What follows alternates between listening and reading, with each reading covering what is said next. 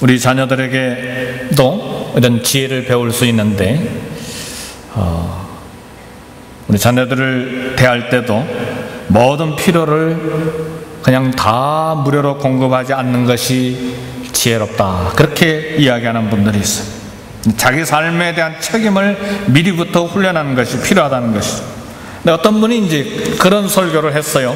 요즘에는 그 에베소서 6장의 말씀을 이렇게 읽는데요. 부모들아, 자녀에게 순종하라, 이것이 옳으니라. 정 거꾸로 읽는 것이죠. 하나님 말씀은 자녀들아, 부모에게 순종하라, 이것이 옳으니라. 그런데 요즘 부모님들은 부모들아, 자녀에게 순종하라, 이것이 옳으니라, 그렇게 읽는 사람들이 많다는 것이죠. 자녀가 상전이 돼서 자녀들에게 끌려다니는 부모가 많다는 것이죠. 절제를 잃어버린 과잉사랑은 성경적이 아닙니다. 생각 없는 본능적인 사랑도 이제 리더십을 잃어버릴 가능성이 많습니다. 그래서 지금 와서 나는 사랑을 다 쏟아줬는데 내 자녀들은 왜 이렇게 효도하지 않는가 하고 아무리 잔소리해도 이미 늦었어요. 우리가 그렇게 키워왔기 때문에 그렇습니다. 그래서 돈을 자손들에게 유산으로 남기는 것도 그렇게 바람직한 것은 아닙니다. 오히려 신앙과 삶의 지혜를 유산으로 남기는 것이 옳습니다. 이제 부모님이 계시는 젊은 세대들, 네, 부모님을 섬기시는 젊은 세대 여기 계십니까? 아무도 안 계시죠. 그러니까 자녀들을 위해서 이렇게 교훈이 될 만한 이야기가 하기가 좀 어렵잖아요. 네.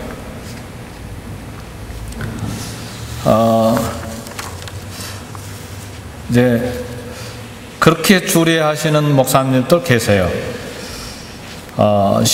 자녀들에게 이제 결혼식장에서 11조는 하나님 앞에 드리고 또 11조를 하나 더 떼어서 양가 부모님에게 드리도록 해라, 이렇게 이제 설교하시는 분들이 계세요. 우리 자녀들 중에 그런 자녀들 혹 있습니까? 없습니까? 예.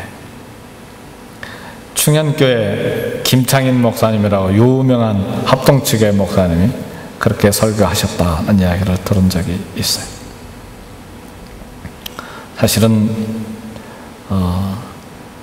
자녀들에게서 11조를 하나 더 떼어서 이렇게 효도를 받는 것, 그건 사실은 부모가 자녀에게 쏟아준 사랑을 비교하면 아무것도 아닙니다.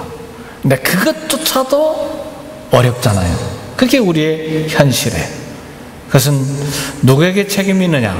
물론 자녀들에게도 책임이 있지만 우리 부모가 그것을 다 가르치지 아니한 내 책임이 있다, 그렇게도 생각할 수 있습니다.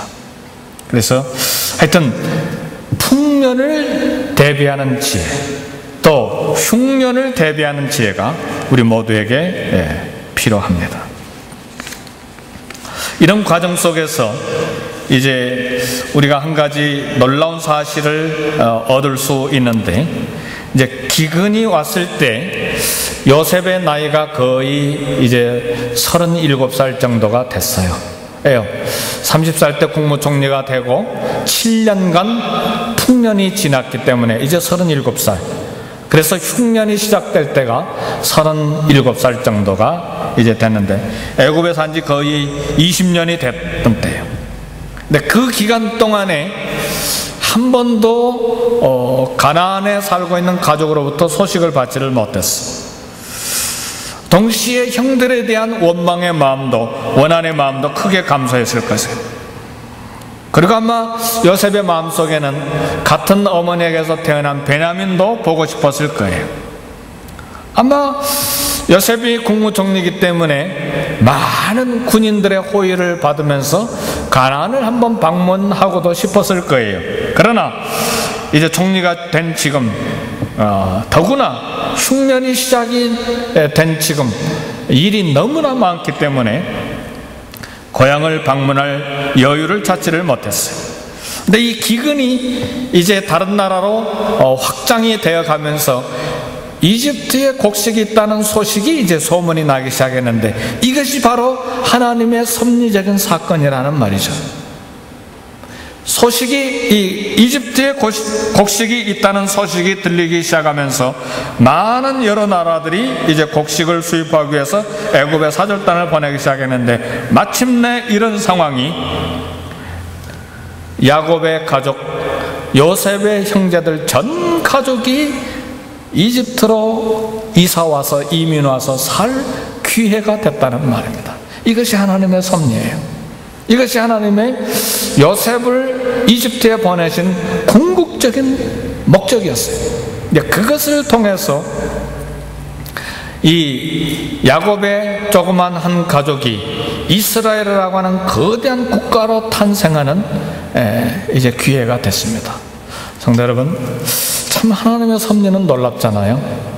우리가 과거에 어떠한 어려움과 어떠한 고통과 그런 상처, 그리고 상한 감정, 고통과 환난이 있었는지는 모르지만 그것을 다 인내하고 부지런히 하나님을 믿고 살다 보니까 마침내 하나님께서 요셉의 가족, 야곱의 가족을 이집트로 이민 오도록 만드신 거대한 섭리가 그 속에 숨어 있었다는 사실이죠.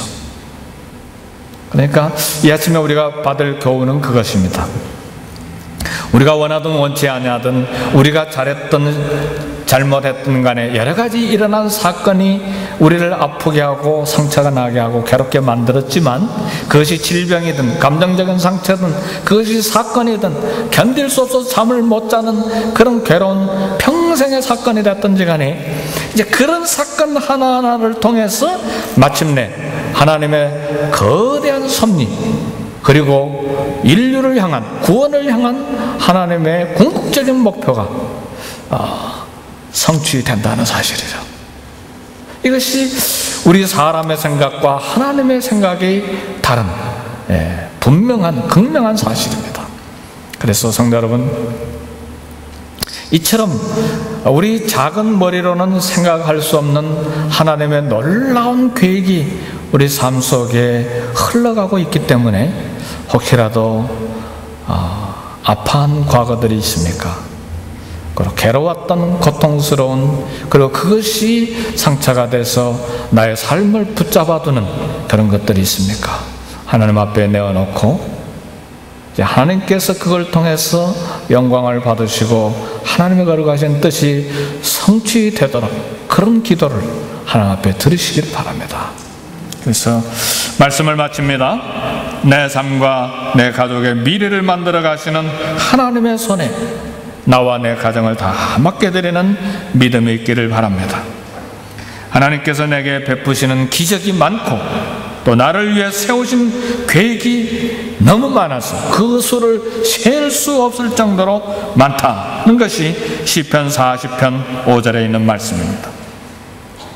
우리 삶의 고통이 결국은 하나님의 뜻을 만들어가는 그런 과정이기 때문에 하나님의 손에 맡겨드리는 믿음이 있고, 그리고 그런 믿음이 있다면 우리는 적극적으로 책임을 가지고 오늘을 하나님 앞에 살아드릴 수가 있습니다. 그리고 그런 하나님의 손을 알기 때문에 하나님께 감사하는 믿음을 가질 수가 있습니다. 소망을 가지고 하나님께서 만들어 가실 놀라운 축복을 기대하고 살아가는 축복이 저와 여러분들에게 있기를 주의 이름으로 축복합니다.